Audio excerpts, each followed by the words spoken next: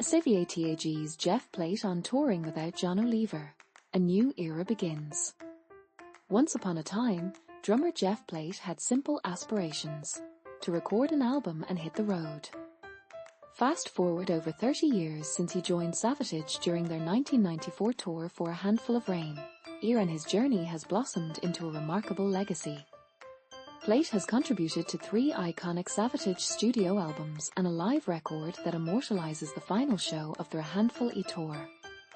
His musical journey also includes multiple gold and platinum records with the Trans-Siberian Orchestra, 5 albums with Metal Church from 2006 to 2017, 2 records with his own band Alter Rain, and countless performances across the globe. Since their last major tour in support of 2001's Poets And Madmen, SAVATAGE has been largely silent, save for a one-off performance at Germany's Wacken Open Air Festival in 2015. The band has been on an extended hiatus, with most of their energy directed towards TSO, which skyrocketed to fame after the success of the instrumental A Christmas Eve, Sarajevo 12/24. Although the Wacken performance sparked hopes for a reunion, various challenges, including the 2017 passing of their longtime producer and lyricist Paul O'Neill, the global pandemic in 2020, and ongoing health issues of the band's heart and soul, Jon Oliva, prevented a full comeback. However, the tides have turned.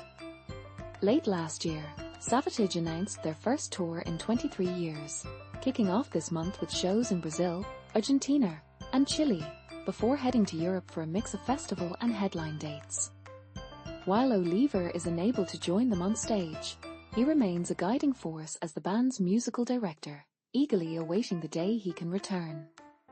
Meanwhile, the lineup from the Dead Winter Deddy era, Plate, bassist Johnny Lee Middleton, vocalist Zach Stevens, and guitarists Chris Caffery and Ol Petrelli, are hard at work rehearsing at the iconic Morrisound recording studio in Tampa, Florida, where Plate first crossed paths with Oliva and O'Neill 31 years ago. In a recent chat, Plate opened up about the excitement surrounding SAVATAGE's return. He candidly shared his feelings about Zach's departure after the wake of Magellan Cycle, admitting, "I wasn't very happy about it. But I understood it. We're adults. Zach had a family. Zach had bills to pay. Doing this rock and roll thing is very deceiving.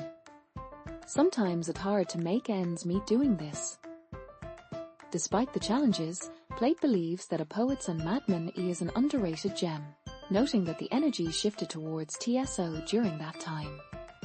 He reminisced about rediscovering the magic of SAVATAGE's music while preparing for the upcoming shows, particularly enjoying the process of revisiting tracks like The Hourglass, which he considers one of his best performances.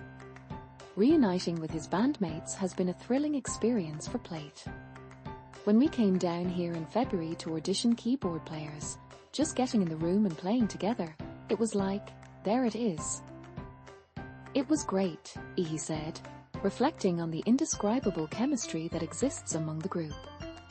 As they gear up for their first tour in over 2 decades, Plate acknowledges the unique opportunity they have to connect with a new generation of fans. "We're this legacy band that hasn't played properly in 23 years, so it's like we're brand new all over again. Kids who are now 20 years old are going to be getting turned on to us for the first time because their parents have been listening to this music." With the anticipation building, SAVATAGE is ready to take the stage once again.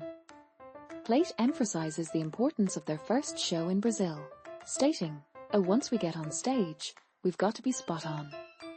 This is a different age from when we ended touring in 2002. Every note that we play on stage is going to be viral within seconds, and it's going to be critiqued. We're going to do everything possible to make sure that we're right on and give the doubters no reason to doubt us anymore." SAVATAGE is set to kick off their long-awaited tour at the Monsters of Rock Festival in São Paulo, Brazil, on April 19, 2025. The excitement is palpable, and the band is ready to make their mark once again.